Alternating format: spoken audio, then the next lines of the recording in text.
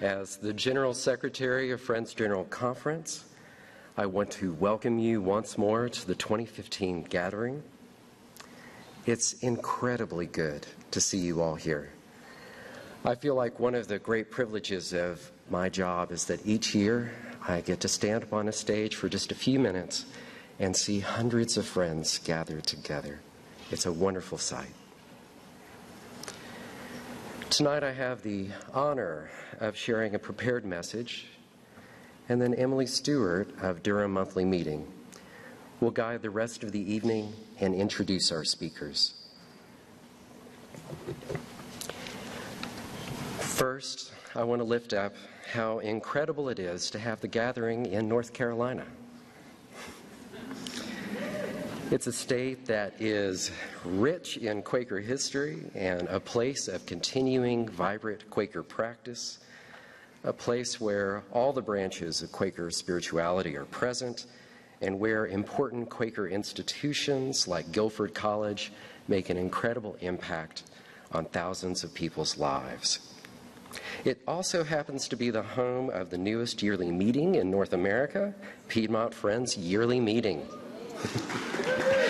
Let's take a moment to celebrate this rich tapestry of friends. As in years past, I also want to lift up that is the experience of many, many friends, that the gathering is a wonderful expression of Quaker community.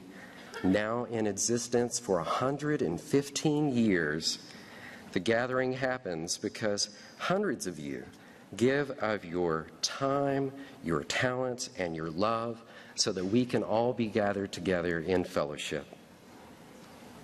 Last night, Joe, Terry, and Amanda wonderfully lifted all the work that so many have done to make this gathering possible. Tonight, I want to build on that by making this even more tangible, by asking all of the following people, if they are able, to stand as they are called. Please hold your appreciation, friends, until all these groups of people are standing. Will the clerks of the gathering please stand? Thank you. Members of the Gathering Committee and Long Range Planning. All gathering staff and FGC staff, will you please stand? Everyone leading workshops. Now, everyone who is volunteering or helping in any other capacity.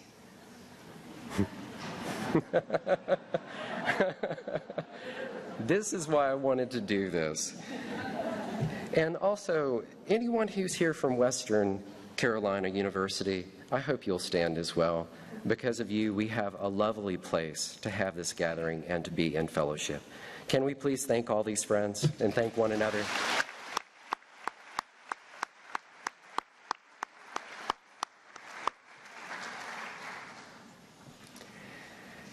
As you can see, the gathering happens because of the care and commitment of many people.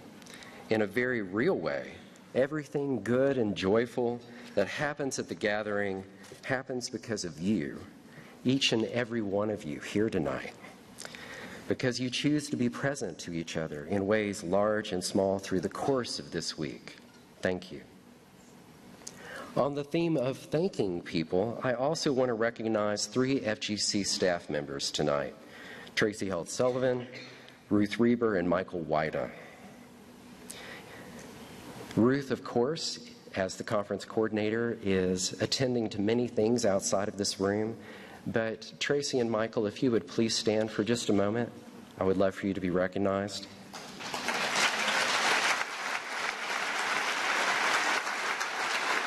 Thank you. As many of you know, Michael Wida, our Associate Secretary for Interpretation and Development, will retire this month after 19 years of spirit-led service that has helped transform FGC. Thank you, Michael.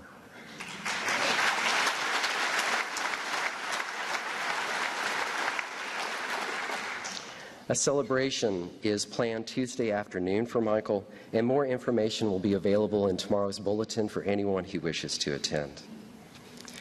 With Michael retiring, We're thrilled that Tracy is FGC's new Associate Secretary for Development.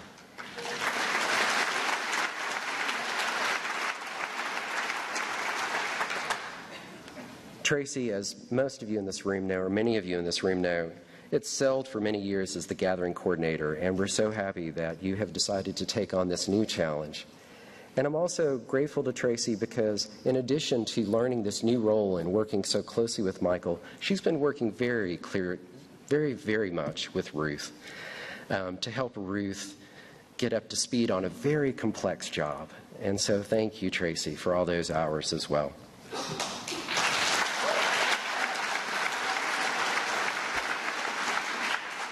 And a last piece of this that I want to lift up is Ruth stepped into this position with about 3 weeks to go until registration. That is an amazing learning curve. So we are grateful to Ruth for really just jumping straight in and helping everybody get this done. And I am also amazingly grateful to gathering staff and everyone on the planning committee who has been right there with her making this happen for all of us.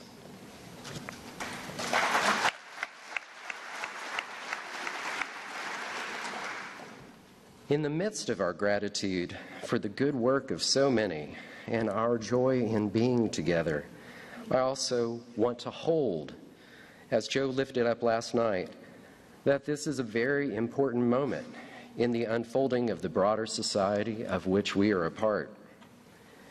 The events of the past few months in Ferguson, in Charleston, and elsewhere have illustrated for us that the beloved community that Dr. Martin Luther King Jr. so eloquently described a half-century ago is, putting it mildly, still a work in progress. And while so much of the recent dialogue on race has very rightly concerned the iniquities so frequently experienced by people of African descent, it is important to remember that for people of color across this land, whether they be Latino or Asian, members of the First Nations, or immigrants from 1,000 different lands, the challenges of race and ethnicity are all too real.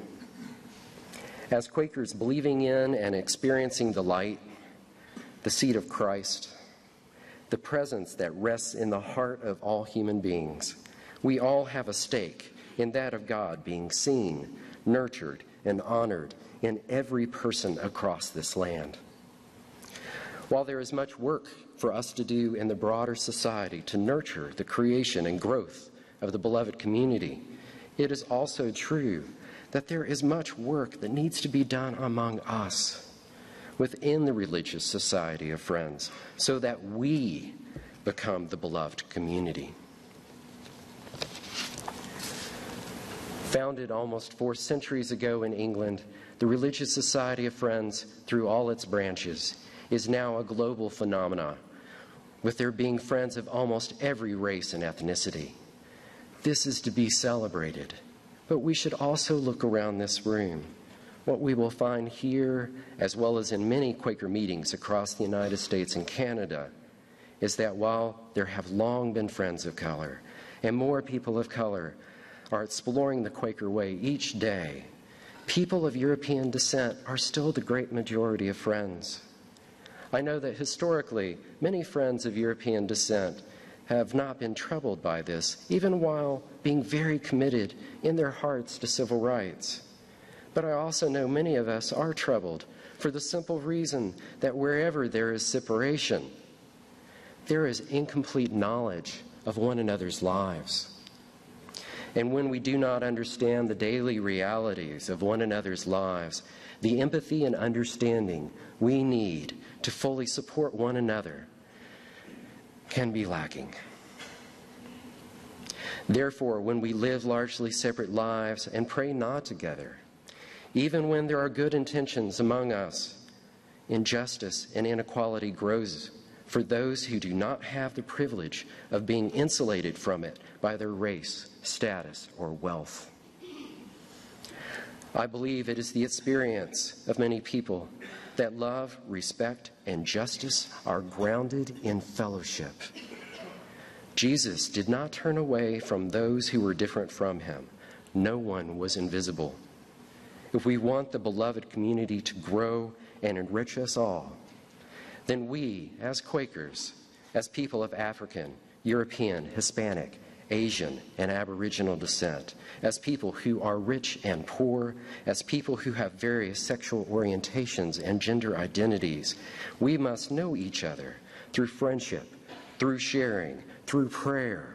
We must know each other grounded in that power that transcends the limitations of our egos, that liberates us through that expansive love that is the divine reality. And for us to know each other in that way, to truly understand one another's gifts and challenges, it is important that the welcome signs at our meetings are both physically and metaphorically large, that the doors are open, and that when people step through that door, of whatever color or orientation they may be, they are greeted by friends, themselves a diverse group in many ways already, who have taken the time to have some understanding of race, of differences, and how those differences shape people's experiences, while also being able to see and hear every person who comes through that door as an individual. We can do this, friends. Once new friends have come through the door and been seen, have been heard, have been welcomed, they must be fed, spiritually fed. We have heard from many friends over many years, including from friends of color and younger friends, that the depth of our spiritual tradition must be more accessible so that our community, our whole community, newcomers and lifelong friends alike, can be fed and grounded by the richness that lies at the heart of our tradition.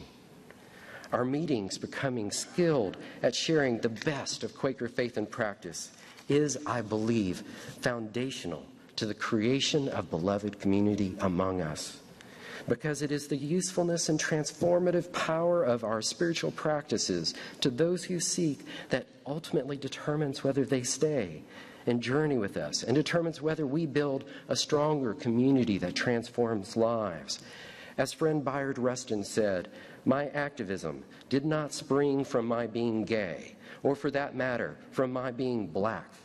Rather, it is rooted fundamentally in my Quaker upbringing and the values that were instilled in me by my grandparents who reared me."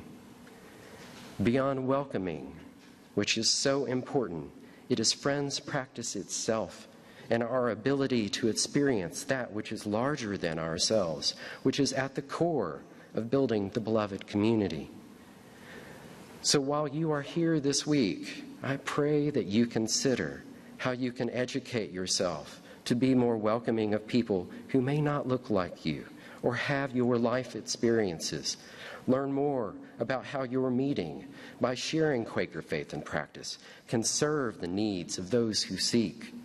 Look into the various programs on racism, on outreach, and on spiritual deepening that are being offered by FGC and by your yearly meetings. Then when you get home, consider how you, working in conjunction with others in your meeting or church, in ways large and small, can help nurture the beloved community. For it is through commitment, persistence, and joy, grounded in the experience of that which is greater, that can help us become a community that is truly a reflection of the full human diversity, a community that has a greater capacity to be just, respectful, compassionate, because it is only by being together that we can be whole. Thank you for coming to the gathering. Thank you for choosing fellowship, for seeing and hearing each other. Have a beautiful, restorative week of love, friendship, and growth.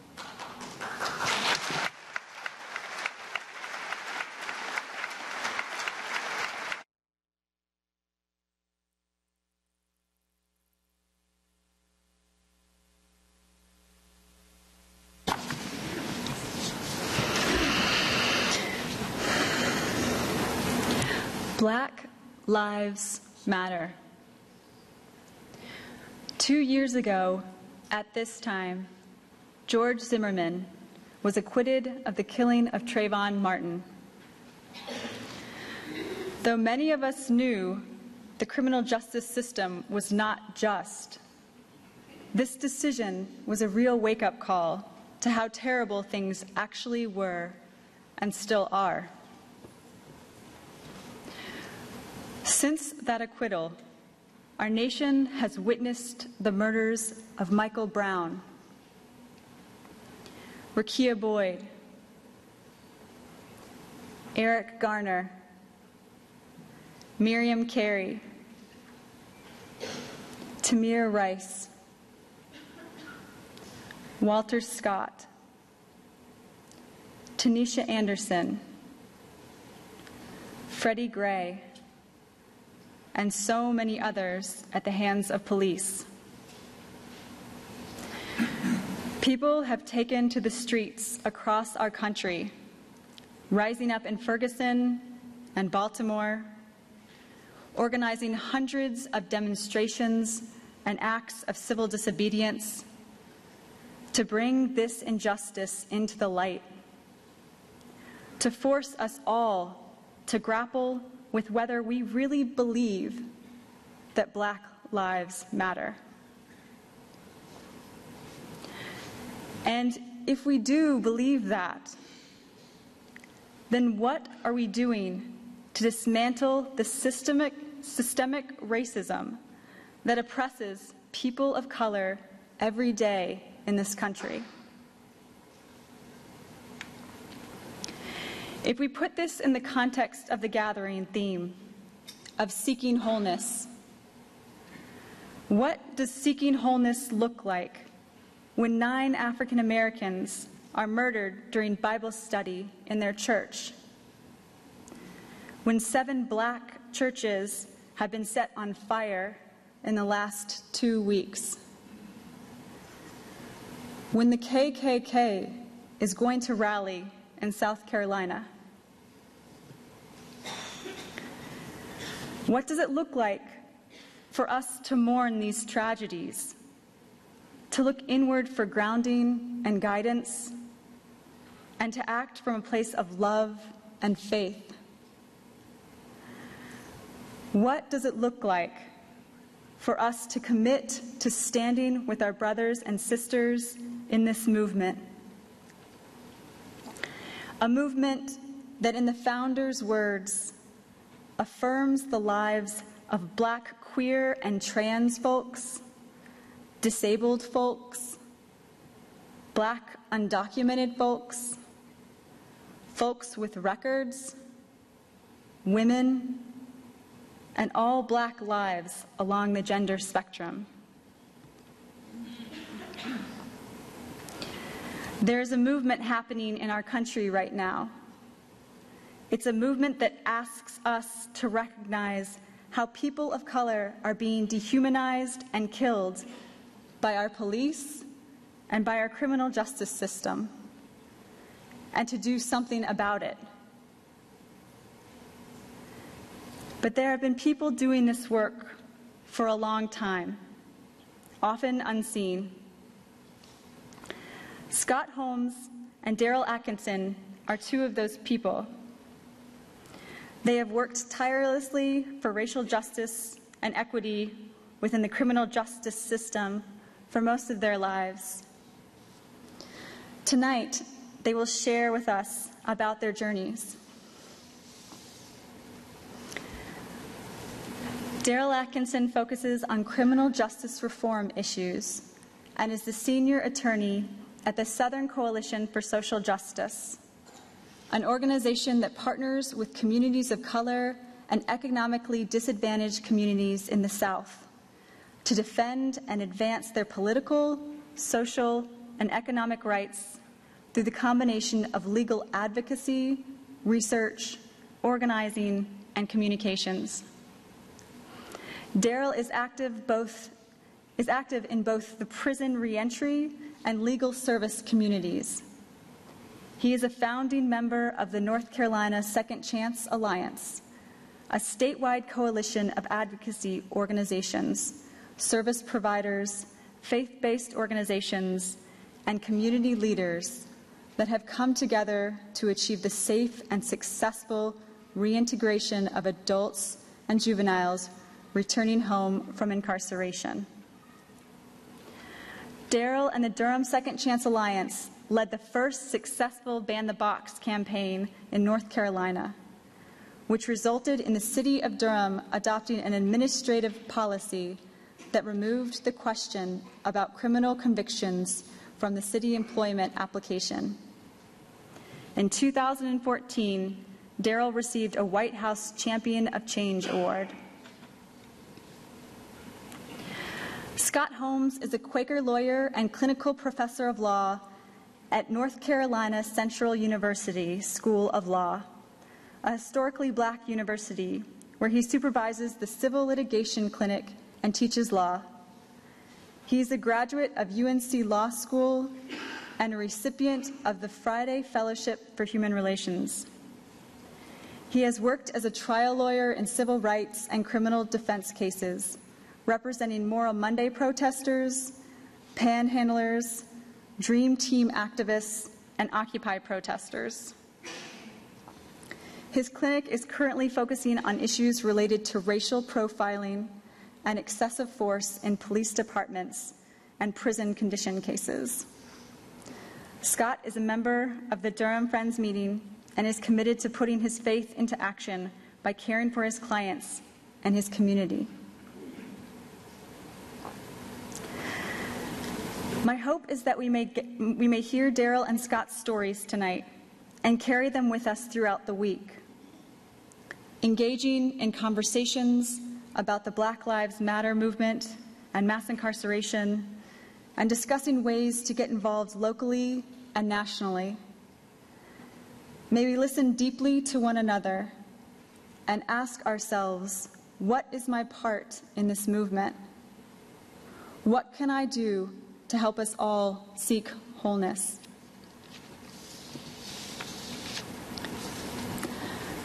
I'll end with a quote from Michelle Alexander, who's the author of The New Jim Crow.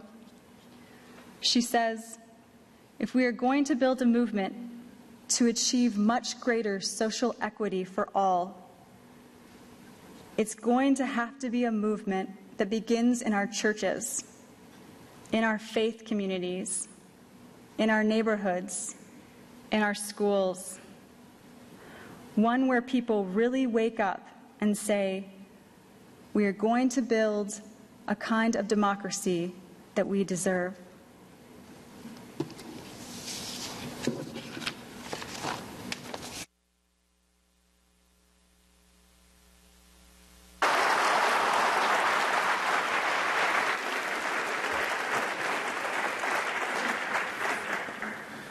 How y'all doing out there? Good, good. I'm glad you all responded. You know, I come from an African-American faith tradition, and when we give a call, we expect a response. So I'm glad you all responded. My name is Daryl Atkinson. I am senior staff attorney at the Southern Coalition for Social Justice. We are a civil and human rights advocacy organization based in Durham, North Carolina. We are multi-issue. We work on voting rights issues, criminal justice issues, environmental justice issues, and a catch-all bucket called human rights. Because what we find is the same community that the General Assembly is trying to racially gerrymander their district. It's the same community that the police are engaging in stop and frisk practices and disproportionately waging the war on drugs. It's the same community where they want to site the mega landfill and the toxic waste dump. So we try not to be single issue and approach communities as if they're flat, because they're multifaceted. We use multiple advocacy strategies. We have a combination of lawyers, organizers, social scientists, and media professionals to give poor folks a toolbox of advocacy tools so they can build power and effectuate the change that they want to see in their lives. And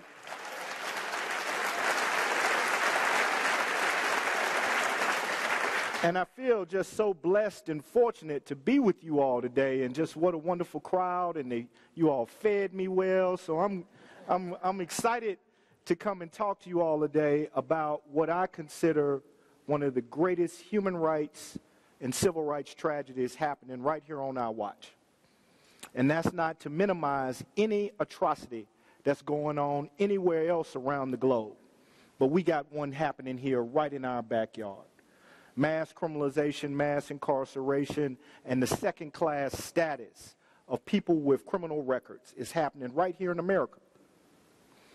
And I hope that after our talk today, that folks will be motivated to take some action.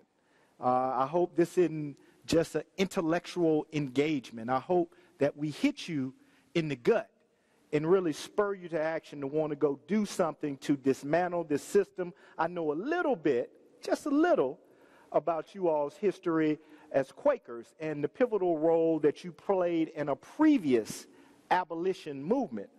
And I would submit that we need your help again to abolish this current system.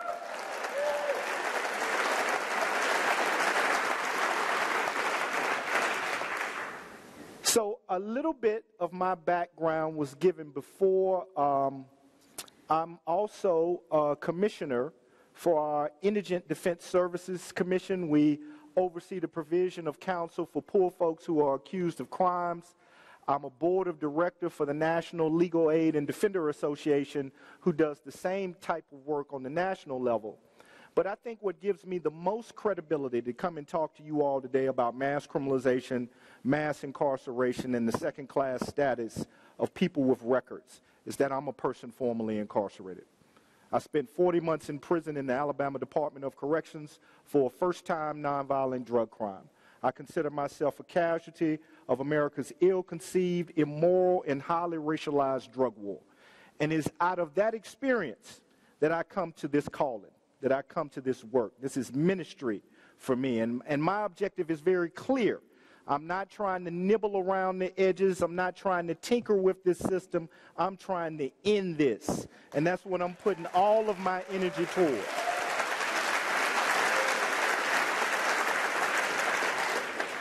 And so we're going to go a little bit through this PowerPoint presentation today. Our roadmap, we're going to talk about the historical role of race in the criminal justice system. And you know, I made this slide before I started modifying my language. I've changed my language to the criminal legal system because I don't see a whole lot of justice in it.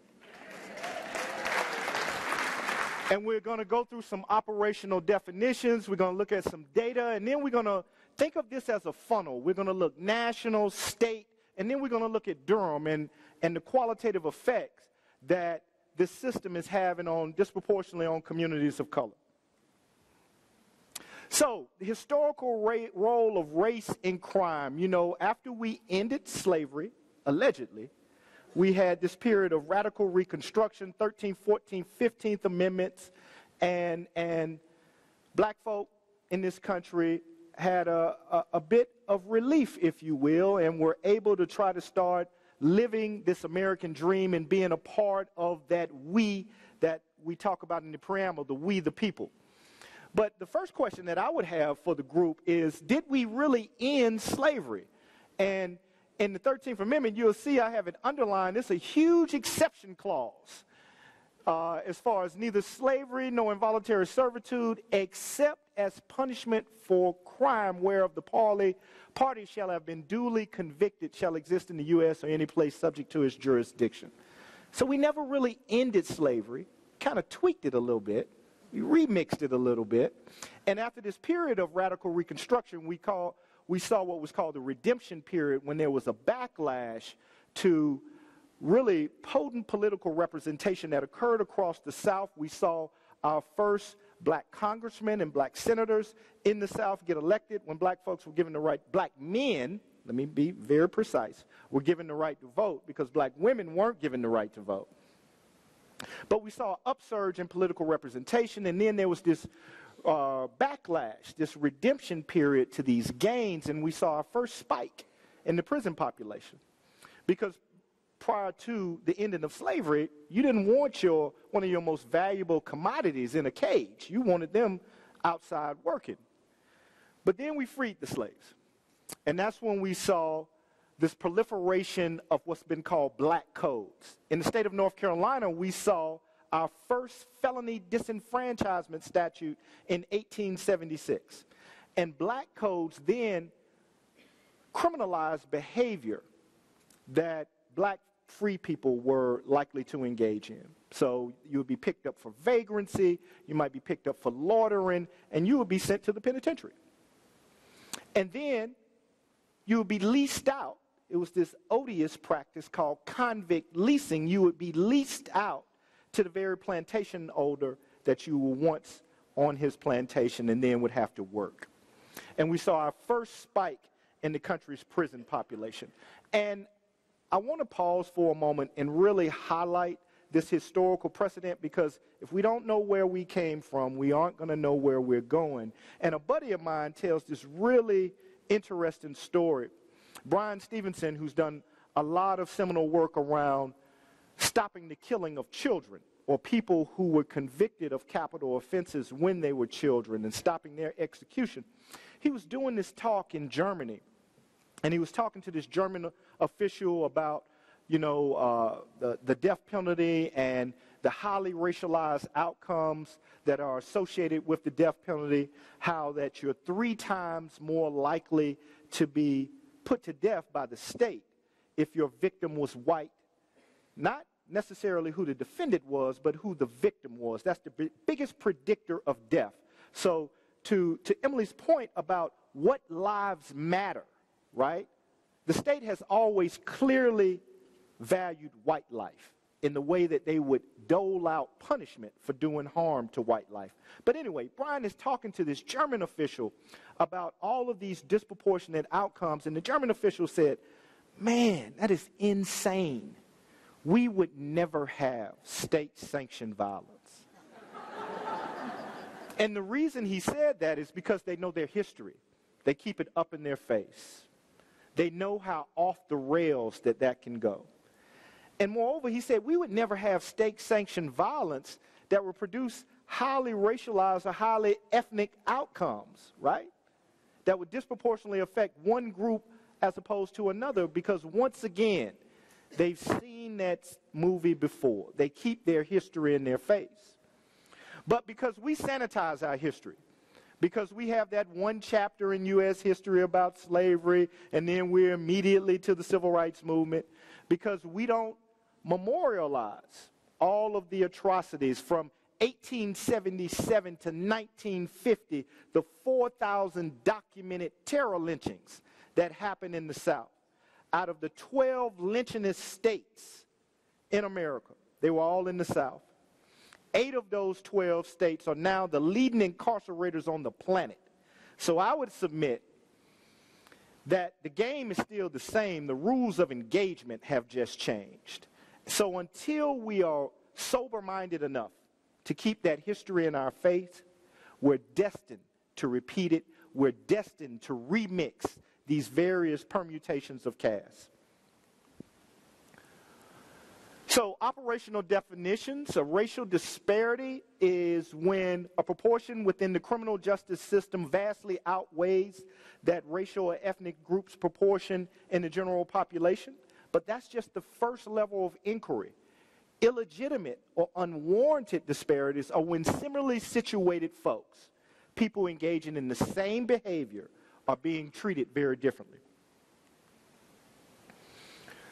Mass imprisonment refers to a high rate of prison, not only contemporarily, but historically. So historically, around 1972, we had about 300,000 folks in a cage.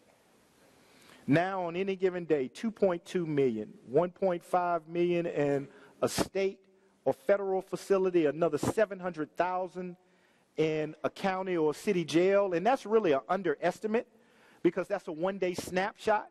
Jail is a much more transient population. We have anywhere between 7 and 10 million people coming in contact with our county jails, many of whom have documented mental illnesses.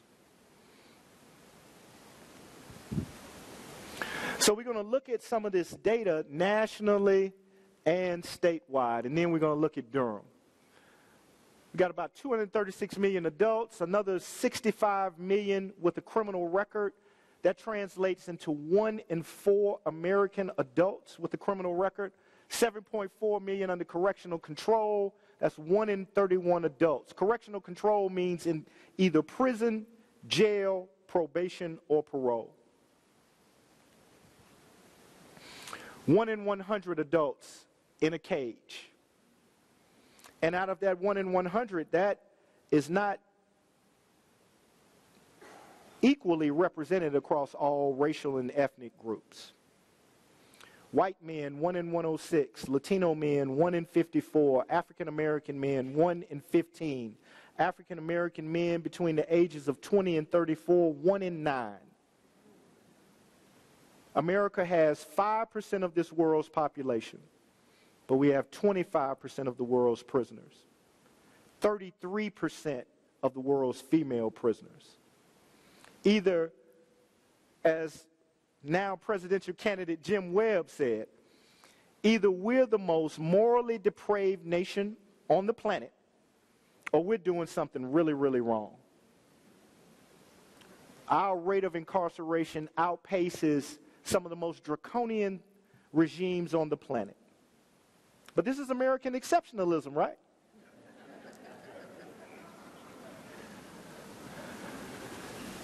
The growth of prisoners and former prisoners. This chart, you'll see a spike.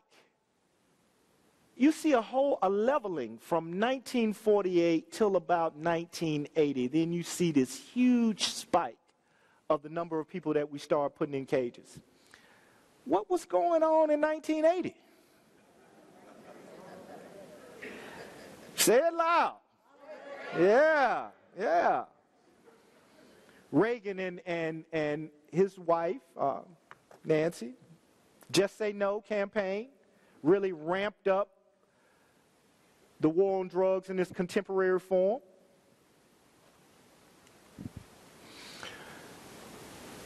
And once again, this rate of prisoners has been highly racialized. Top line represents African American population. The bottom line represents the white population. And you'll see over 10% of the African American population by 2010 had been either in prison or was formerly in prison. And you can see the bottom line for whites remains pretty consistent, even though it's even had a slight uptick since the late 1980s. This is mass criminalization. Once again, you see that fairly consistent trend until about the 1980s. And the top bar represents the growth of the people who've been convicted of felonies. And the bottom bar represents current felons. And once again, those results are highly racialized. 25% of their African American adult population has been convicted of a felony. And when you're convicted of a felony, the light pink areas represent where hardly any arrests are happening. And now we're going to overlay the two. The dark purple areas represent the areas where the highest percentage of black folks live, as well as where the highest percentage of marijuana arrests are happening. And you can see the different gradations. Look at Duke East and West, though. It ain't no marijuana arrests happening over there.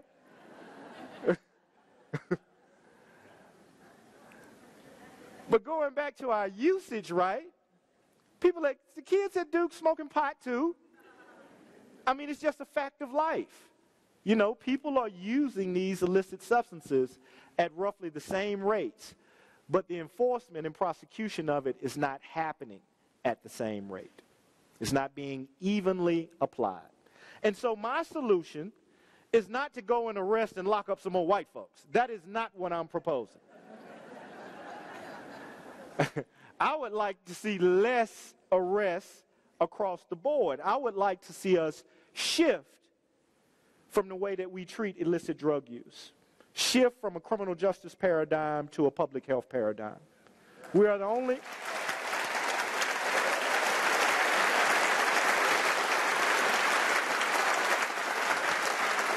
We're the only country, one of the few countries, let me put it that way, on the globe that criminalizes people because they have a chronic illness, because they can't get well. And it's shameful. And what we're beginning to see, coalitions on both the left and the right are starting to agree with that position. Not necessarily from a social justice lens, but because it's costing a whole lot of money to continue to apprehend, enforce, prosecute, and incarcerate all of these relatively low-level folks, people who've been convicted of low-level crimes. But being convicted of a crime and going to prison is only a piece of the story. My 40 months in prison was a blip on the radar screen of life. It was what I faced after that. Being denied federal financial student aid when I was trying to get my college degree. Being denied admittance into university and the several law schools. Still can't vote in the state of Alabama, the place of my birth, even though I'm licensed to practice law in both Minnesota and North Carolina. I'm still denied the right to cast a ballot in the state of Alabama. Those things followed me for the rest of my life. And so what has become of more prominence is what's called collateral consequences. Civil penalties that are triggered as a result of your criminal justice involvement. So when you're convicted of a crime, you have very direct penalties. Your fine, your imprisonment, your probation. But then you have things, a myriad of things that happen outside of the criminal justice system.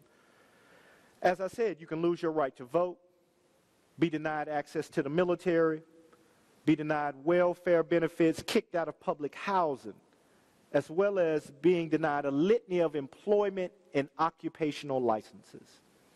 And this is the crux of Michelle Alexander's thesis.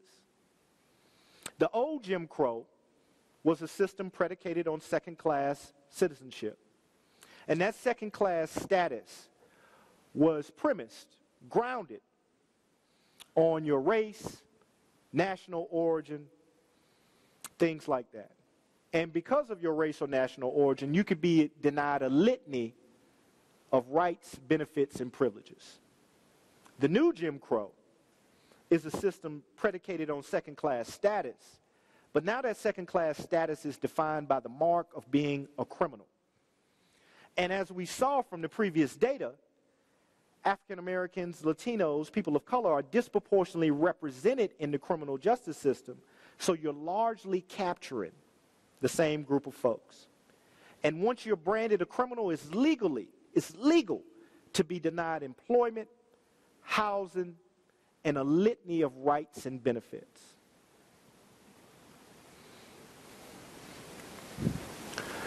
That represents the employment application.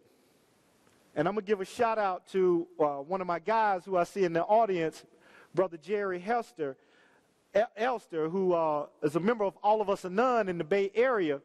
They coined the term and started the movement called Ban the Box, where you remove the question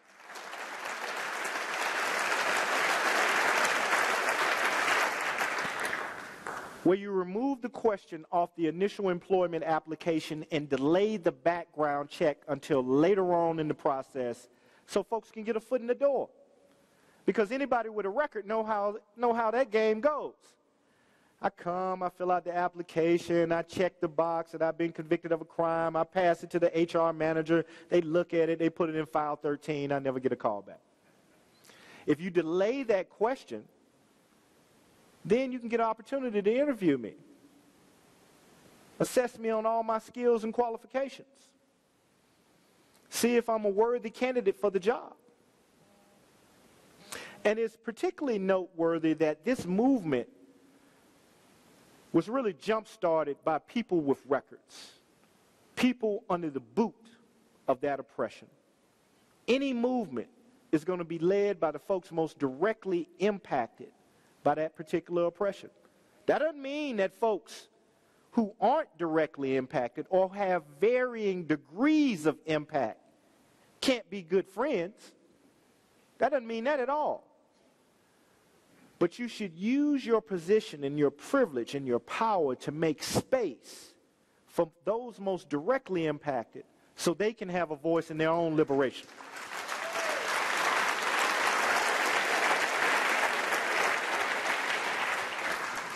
That's my crude icon for the computer screen.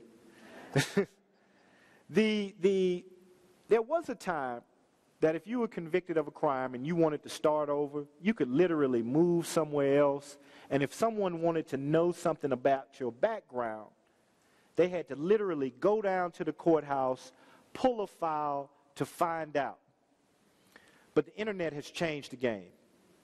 Criminal record history is at the convenience of a keystroke. In the state of North Carolina, our administrative office of the courts, which acts as the central repository of all of our criminal justice related information, sells criminal record history to the tune of about $7 million a year to private companies, who then sell it to employers and landlords and other folks so they can find out about people's backgrounds, which makes it much easier to discriminate against people with records. So I worked with another lawyer at the School of Government, and we developed this tool that centralized all of these collateral consequences in a centralized location. Because one of the problems, particularly for lawyers, public defenders, and other counsel who represent poor people, one of the problems is that they didn't have the time nor the resources to be able to look up the over 1,000 civil penalties that are potentially triggered when you are convicted of a felony in North Carolina. So a solution to that problem was for us to put them in all one place so they would be easy to find, to create more transparency of these invisible punishments. And so we developed this website called the Collateral Consequence Assessment Tool, and it puts them all in one place. And we put these civil barriers in various categories. You got civic rights, you got property rights, you got wildlife. I mean, that one was kind of creepy, Scott. I mean, it's all these kind of licenses about trapping and skinning and taxidermy. I mean, I'm sorry if that's your thing. No offense. I mean, but I was just taken aback that it was all of these licenses associated with that. But if you're convicted of a crime, you can't get them. Or you could be potentially denied a trapping license. I mean, what you going to do, mug a beaver or something? I mean, I don't understand. Yeah, whatever it is, you don't want a person who's been convicted of a felony doing it. And you all will notice that I've been very purposeful in my language throughout. I don't use terms like ex-offender, ex-convict, ex-felon, because they're pejorative labels that really try to seek to define me by some of my poorest choices. I'm more than that. I'm a lawyer. I'm a father. I'm a husband. I'm a deacon in my church. And most importantly, I'm a son of the Most High God. So I refuse to be defined by a single moment in time. Moreover, I would submit that they aren't even accurate. Similar to the campaign that undocumented folks waged with the I campaign, really persuading the Associated Press to stop using the word illegal. Terms like ex-convict, ex-offender describe conduct that broke one of society's laws. They don't describe people. So what would you have us to refer to you all as, Daryl? I'm so glad you asked. How about people? People with records. People who've been to prison. People who've been convicted of felonies. But the operative word is people. And this isn't a small thing, y'all. We don't have to go and and march on the General Assembly to make this change. This is just a change in the thinking and in the culture, because language shifts culture. And whenever you look at the history of this country, whenever we wanted to do some really bad stuff to some folks, we first debased their humanity with the language that we used. One of the affirming but also cautioning moments out of Charleston, the affirming moment was the national disgust at what happened in that church. The cautioning moment is, would we have had that same rallying cry if it was Ray Ray or Jamal on the block? Did we have that consensus that this was a dastardly deed because those were good black folk in a church? Would we have been questioning the assassination of 9 people on the corner?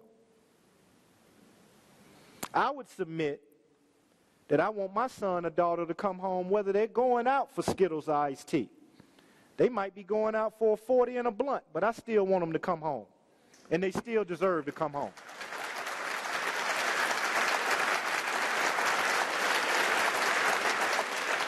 So one of the things we got to challenge is this politics of respectability.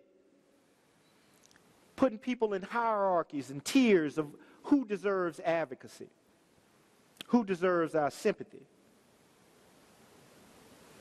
Language can be an important barrier breaker in that particular regard. So we created CCAT. They called me and the other lawyer down to the General Assembly, and we were doing this presentation before this legislative subcommittee that was trying to figure out, why can't those people with records stay out of trouble? I mean, my goodness, we let them out, they go right back to the block. We let them out, they go right back to the block. And we had this opportunity to do a presentation to demo all of our findings. And we kind of scrolled down this long list.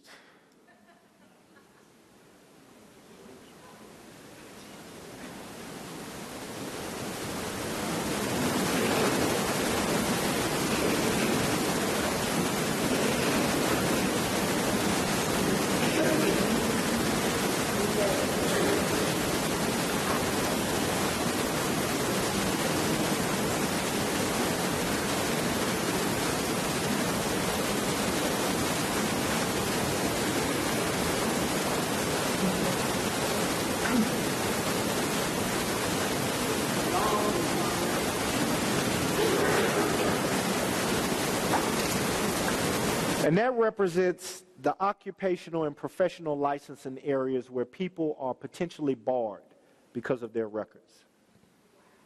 So when you want to have, when you have that inclination to have a spirit of judgment, wondering why Ray Ray is going back to the corner because that's the only company hiring in his company town. He's making a rational choice because he got to eat. So I would submit that removing barriers for people with records is a public safety issue, because every time someone recidivates and commits another crime, that's another victim. It's an economic efficiency issue, because we can have a better allocation of our tax dollar than spending $28,000 to hold someone in a cage. It's a social justice issue, because we're casting away human capital that can be contributing to our economy. And it's an issue that is central to the identity of our country.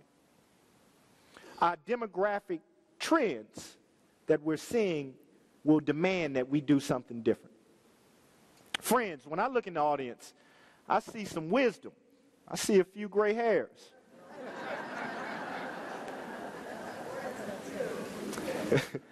The baby boomer generation, one of our greatest generations in the country, that contributed a lot to our gross domestic product, is aging out of the workforce. Next 10, 15 years, all of those folks are going to be retiring. While at the same time, we're having these huge demographic shifts. The country's getting browner. We're going to be a minority-majority country by 2040.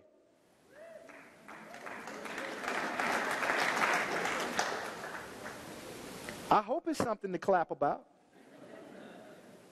Because if those folks are disproportionately ensnared in the criminal justice system to see a lifetime of social and economic exclusion to where they can't build skills and human capital to replace that workforce, it affects the very identity of our country, our ability to generate wealth, to pay for all of our stuff, to pay to be able to defend ourselves, to pay for the next cure for a terminal disease. So I need you to join me. Join this fight. And I'm going to lay out 3 real quick things that you can do. First thing is to get educated on the issue. I mean, I fundamentally believe that people are generally good. I mean, we got a few sociopaths out there, but the majority of folks are good people. I'm not Hobbesian. I don't believe that man is evil and brutish. I don't believe that. That hadn't been my experience. But a lot of people are working from bad information. They're making decisions based on bad data, bad information. And you can take it upon yourself to educate yourself to these issues. Number 2, find a local organization to support. And that support can be in any number of ways. It could be volunteering. It could be giving a person with a record.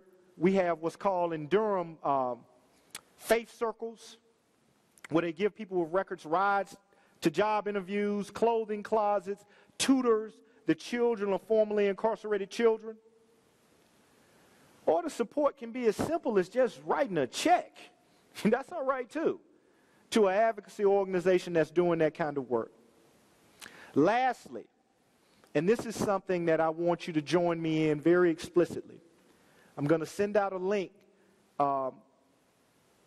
to Karen. Karen, I was supposed to get it to you beforehand. She was herding this cat, and that was tough. But I'm going to send a link to Karen for you all to write a letter to the president. Me and some other formerly incarcerated advocates around the country are encouraging the president to adopt an executive order banning the box on all federal employment and employment for independent contractors to end that discrimination.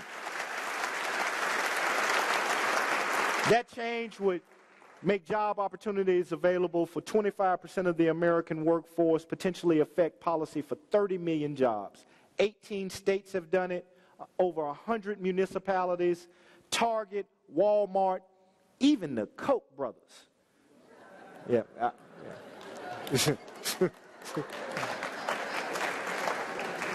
So I'll send that link, and I want you all to write a letter to the president encouraging him to ban the box. I appreciate your time and your generosity in making space for me to be here with you this evening. Thank you.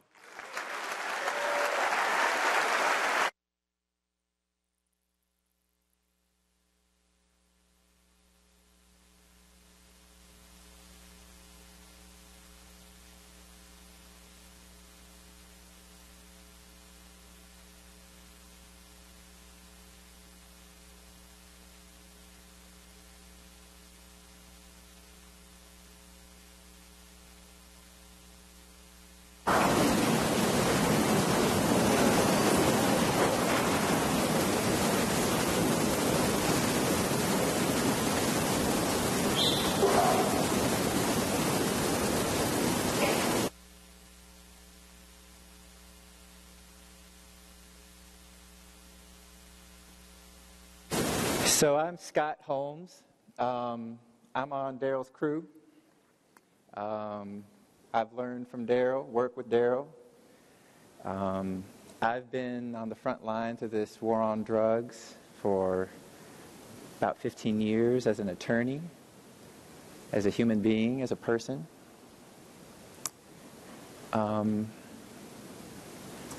And I think what I feel led to try to talk about is, as a Quaker, what we need to do in our spiritual lives, in our emotional lives, in our psychic lives, in our mental lives, to put ourselves in a position where we can be good friends on these issues of race.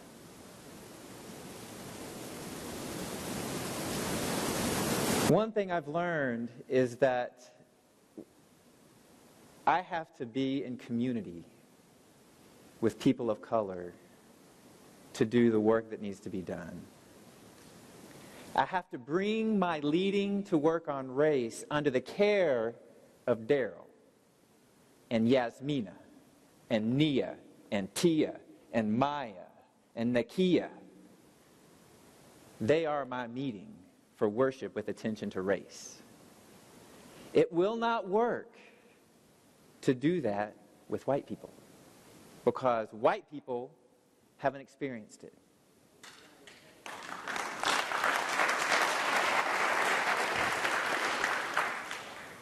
I teach at North Carolina Central University in the area where you saw there was high-end law enforcement and drug enforcement.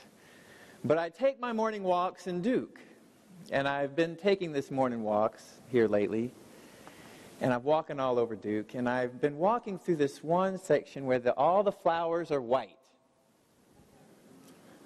It's called the White Garden. And it's beautiful. I walk through the White Garden, and I think my daughter could get married here. How beautiful. White. And the next day, I'm back in the White Garden. Lovely White Garden. And then on the third day, I'm like, now there's something wrong with this garden. This is not how flowers grow. There's something deeply wrong with somebody who thought it would be a good idea to plant white flowers in the soil tilled by slaves. And I look among us and I see a white garden, pretty much. A beautiful, beautiful, beautiful white garden. We are lovely flowers. We have to be gentle with ourselves. We have to be loving with each other. But we have to admit that we are mainly a white garden. So what do we do with that? And what does that mean to be a white garden? It means that we have the accumulation of centuries of wealth and power and privilege. Race is the #1 predictor of housing values, health outcomes, employment, incarceration. We can sit here with the relative comfort that no one's going to walk in here and gun us down because of the race that we are. We are the inheritors of tremendous power and privilege just because of our white gardenness. So the first appropriate feeling that us in the white garden should feel is guilt and shame and anger and fear, because we only know white gardens, right? What does it mean to change? And so I ask you, I implore you to do the hard spiritual work of leaning into those feelings. Leaning into those feelings. Because in those feelings of anger and fear and grief and shame and guilt, there is power. There's power to motivate us to change. They are our tools. They are our friends. They are a hoe. They are a shovel. They are a rake for us to replant this garden. But we're not going to replant the garden by waiting for a black person to walk into the door of our meeting. That's not how it's going to happen. We have people of color among us, and you enrich us beyond all measure. I'm so thankful you put up with our shit.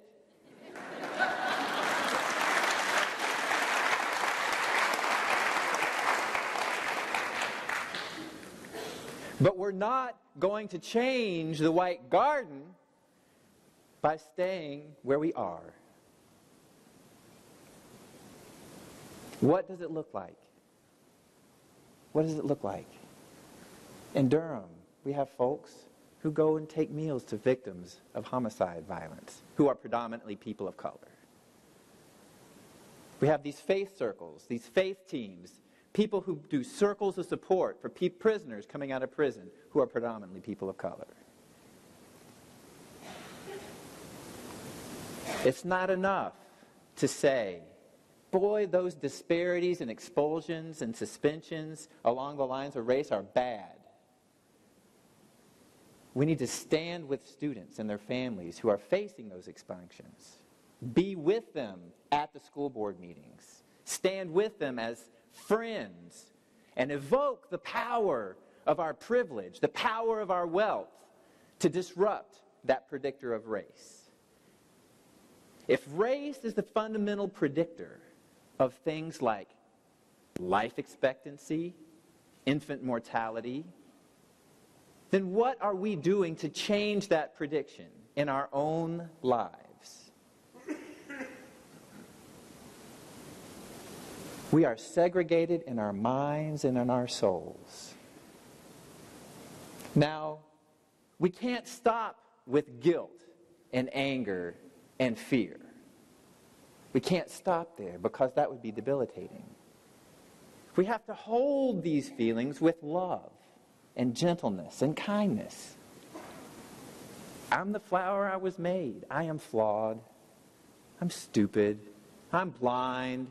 I have the racial arrogance to walk into a group of folks and say something stupid.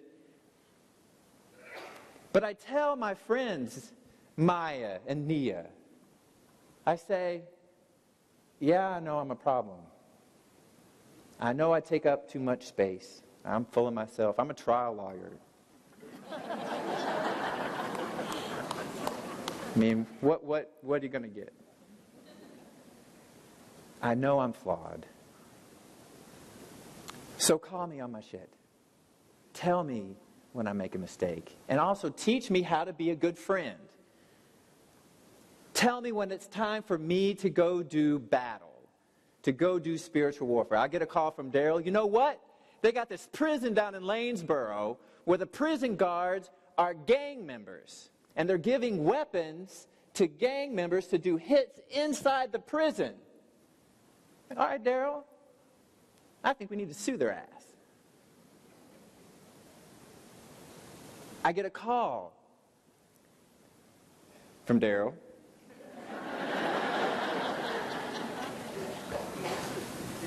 There's a black man on the corner of University who got stopped for running a red light on a bicycle.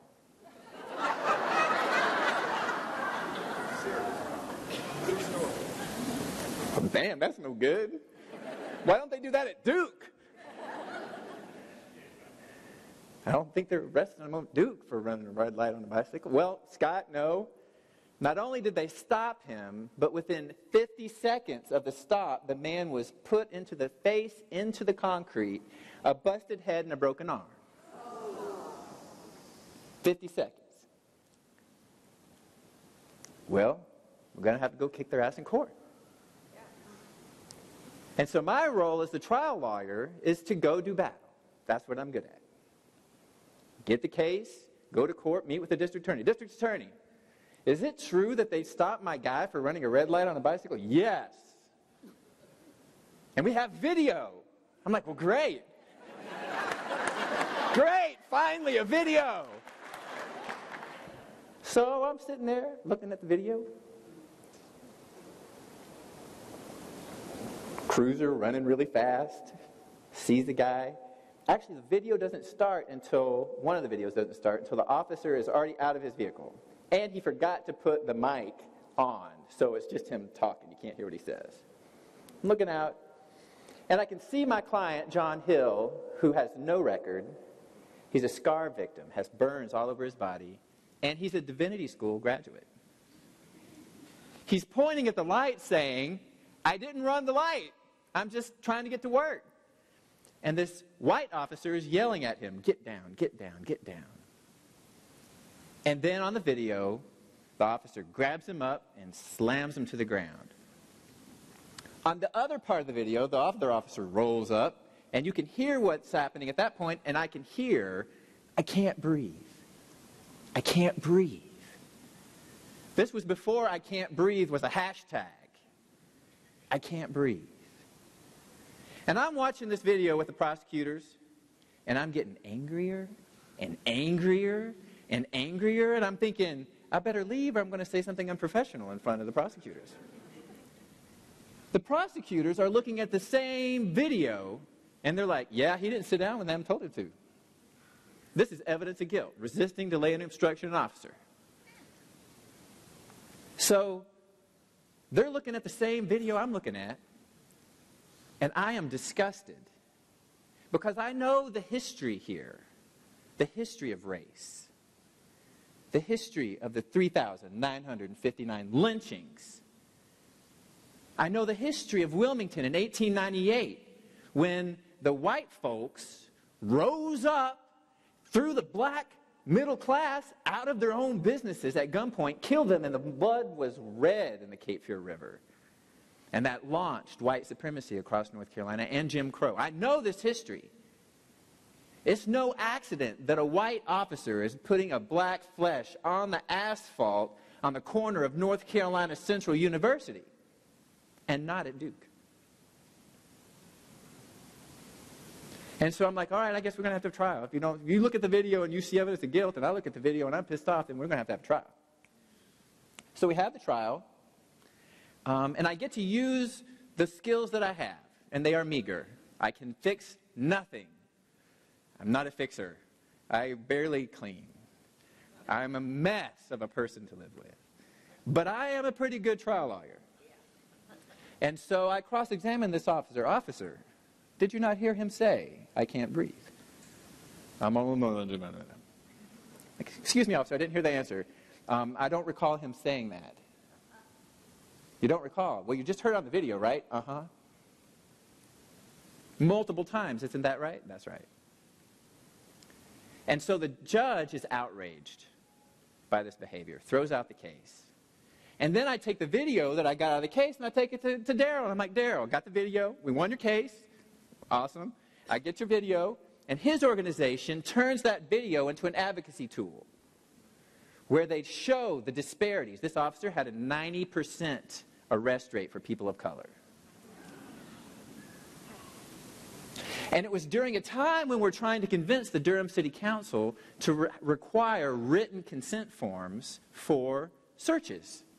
Because if you're a person of color in Durham and you're stopped for a traffic ticket, you're 11 times more likely for an officer to ask to search your car than if you're a white person. So we thought a good thing to do about that was to require written consent to search. And the city council wasn't feeling it. The police weren't feeling it. But our organizational work, the playbook that we've developed, is that there's a Daryl, there's a Scott, there's an Ian. There are people who crunch numbers. There are people who do the battle in court. There are people who can go to the city council. There are people who are organizers. There are people who are teachers. There are people who can talk in public. And we all meet and we form coalitions so that we can take each of those pieces of that puzzle and change policy. But it's really very important as Quakers for all of that work to come under the care of people of color. I was a public defender right out of school. And I had clerked at the Court of Appeals, and then I came to the public defender's office. And I was in a room full of African American lawyers who had devoted themselves to defending people who are poor, and in my community, predominantly people of color. And so they asked me, "Hey, Scott, how'd you like your first week?" Well, my first week kicked my ass. I had never seen the third world that lived in Durham. I had read about race. I had studied the civil rights movement. I knew numbers about disparity. But I had not seen black flesh in chains and in orange. I had not talked to them about their lives. I had not lost so many cases in 1 week, ever. And so I was not doing so well. But when they asked me, I said, it's kind of like out of the ivory tower into the jungle.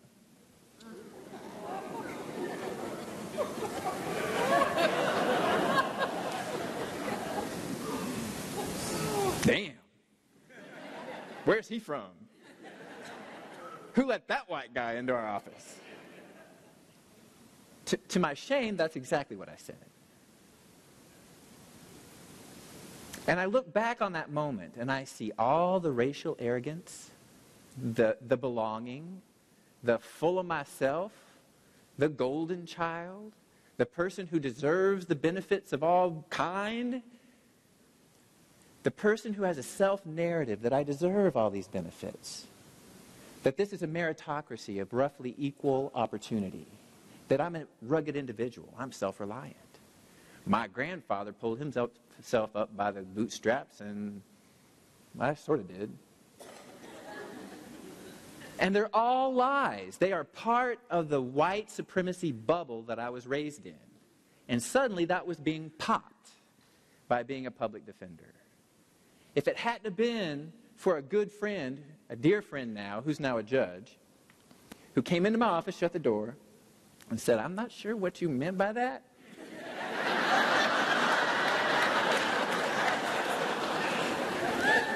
But you just offended everybody in the office, in the meeting, and very soon everybody else in the office who wasn't there. And I'm like, well, damn. I can see how that was bad. And so I went to every person in the office, and I personally apologized. And it went something like, I know I'm stupid. I know I got a lot to learn. Please forgive me for my stupidity. Please forgive me for my blindness. And help me, if you can, not to be so stupid next time. I know that's not your work. We got plenty of work around here defending folks. But I want you to know I know it's a mistake. I'm sorry. I'm going to try to do better. And since then, it's a continual daily work to undo the racism that I grew up with. It is like being an addict. It is like waking up and being in the white garden and not even noticing. It is a deep and fundamental blindness to the suffering of my brothers and sisters. One of the other very turning points in my whatever, I don't like the word journey. We're always about the journey here, and I'm sick of that word.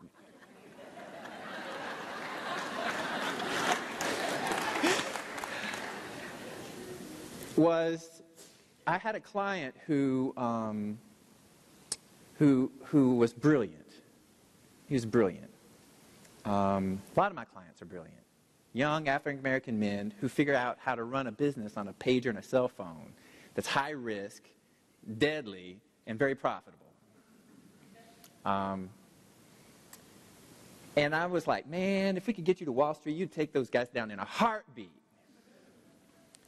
And he had a serious charge, and I knew that there was a lot to this kid. And so I was going to work my butt off to get him some kind of deal so he didn't go to prison. And he said to me, I promise you, I am never going to spend another night in jail. I'm like, that's great. That's awesome. And he started mentoring at his church. He started coaching kids in the basketball team. I got letters from his preacher, from his mama, his grandmama, his teachers, and it seemed like this kid was on the right track. So it was devastating to me to hear that he got killed. But it was that he had committed suicide in jail. And so I went to the jail and I talked to the people there, and they let me interview the detention officers who found him. And instinctively, I felt like it was important for me to go and learn what happened so I could tell the family, because they weren't going to trust the white version, the whitewashed version.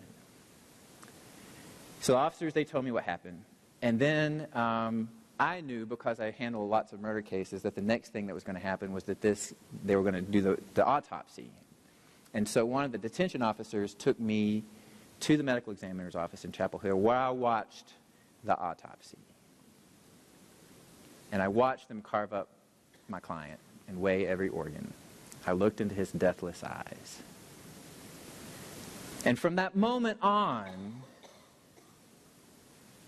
when something happened to somebody in my circle, in my community, it was like they were mine too. I was connected. This was my kid too, regardless of their race. If they're trying to arrest panhandlers, they're my people. If they're trying to incarcerate mentally ill people, they're my people. If they're arresting children, they're my people. The question for us is not how do we be more connected, because we are already connected.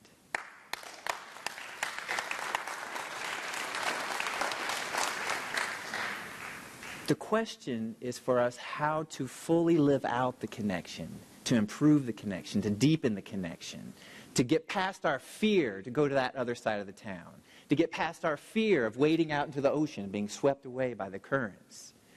We have to get past our own fear and use the fear as energy to launch us past these places, because we are all fundamentally connected.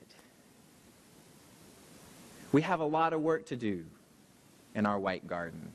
We've got to continually and systematically bust this bubble of white supremacy. And it's not just Fox News. We got our little NPR bubble. We have to cross the train track. We have to pass boundaries. We have to get out of our comfort zone. And this is deeply spiritual work. Because what we are doing is we're clearing away those parts of the identity. We are holding ourselves in the light and letting all those parts of ourselves that are not truly loving, we're asking to let go of them, to let them be pulled away from us, to clear them out. And so I ask you, the same words that President Obama said. He said, it would be wrong for us, after this eulogy, to go back to our comfortable silence. Those were his words. Our comfortable silence. It would be a mistake. After the eulogies are gone, after we've mourned, after we've had all the gestures of public symbolism, to go back to our comfortable silence. And that is the particular risk that we as Quakers,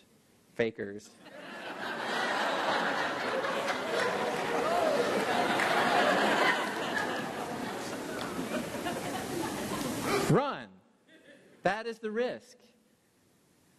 And so as you go through your week and you start pulling apart your own strands and looking at your history and seeing how the Federal Housing Authority made your house worth more to somebody else. That your grandparents or parent got the GI Bill and somebody else didn't. That you got to college and somebody else didn't. When you start pulling those strands away and you start feeling those feelings of uncomfortable, embrace it. Look around your circles when you go deep into silence and feel uncomfortable with the faces you see there. And go, when you get home, get thee to a community of color that's working on these issues. And it doesn't have to be the justice system, because there ain't no justice in that system. It can be the housing authority. It can be health care. It can be the schools. God help us, it can be the schools.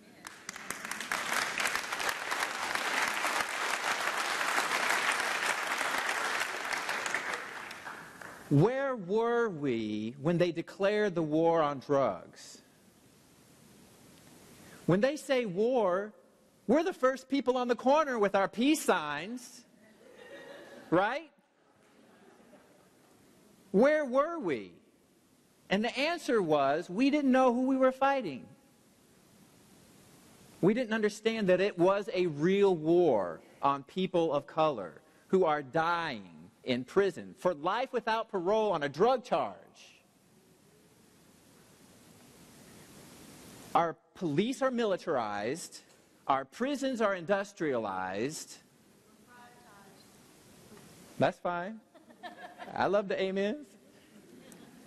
And so the same triplets that Dr. King warned us about, materialism, militarism, and racism, are present in our local police department. All three of them.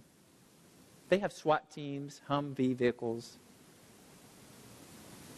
They civilly forfeit money to get richer off of the people they arrest. We have a multi-billion-dollar prison industry. Those same triplets are in our police. Those same triplets are in our schools, where school resource officers are treating our kids like criminals. And so we have to expand our peace testimony. It's not just wars in foreign nations. It's the war in the east side of Durham. And the police are the soldiers. And we have to repurpose. We have to have an exit strategy for this war. And that exit strategy, for me, has a lot to do with restorative justice.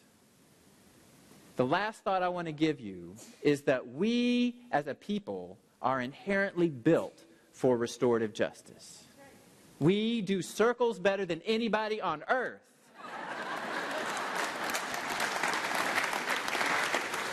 We'll bring a potluck, and we'll circle your ass so quick, and we'll hold you in the light until you burn.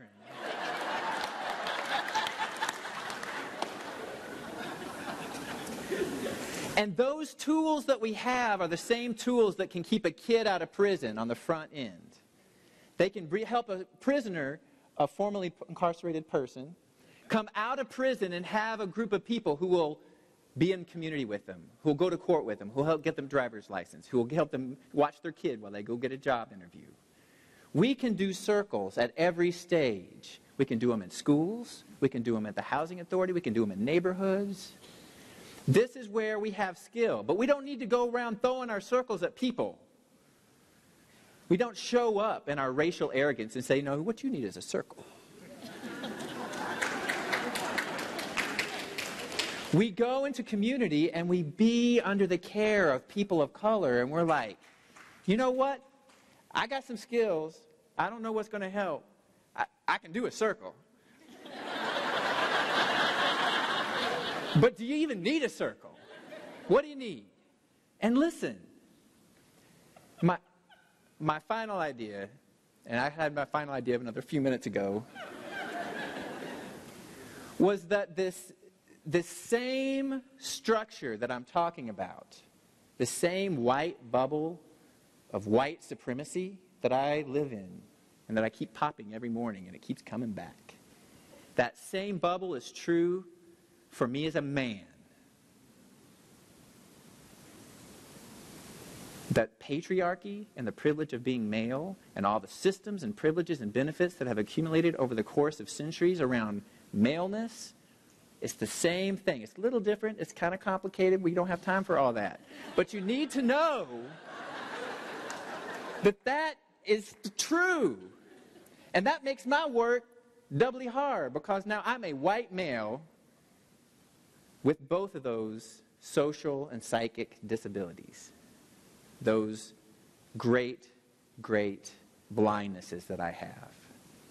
It's also true with disability and able-bodiedness. It's also true with sexual orientation, gender. Each of these areas where people are excluded from our communities for some arbitrary reason, there are whole systems and intersections of power and privilege that keep people excluded and disconnected, or connected but in a bad way. And so our work is great. And the place for us to begin is in our silence, but it cannot be a comfortable silence. I thank you all very much.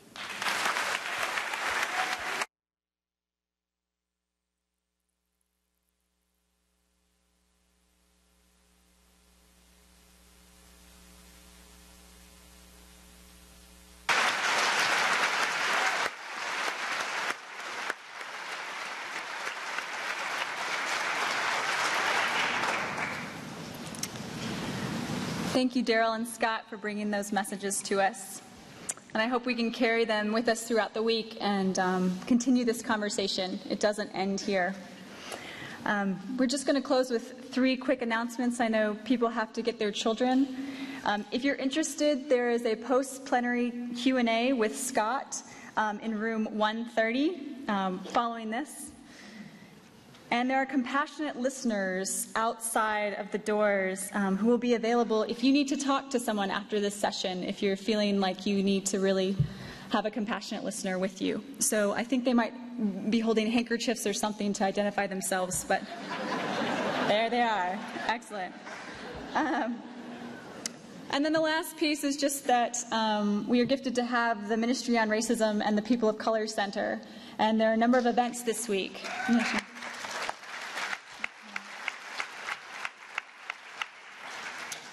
There are a number of events this week, but I just wanted to hold up 2. There's the Gathering for Fellowship for People of Color that meets every day from 4:30 to 5:30. And at the same time, there's the European Americans Addressing Racism that meets from 4:30 to 5:30. So if you're interested in continuing this conversation, please go to those different sessions. So thank you again for coming, and have a wonderful evening.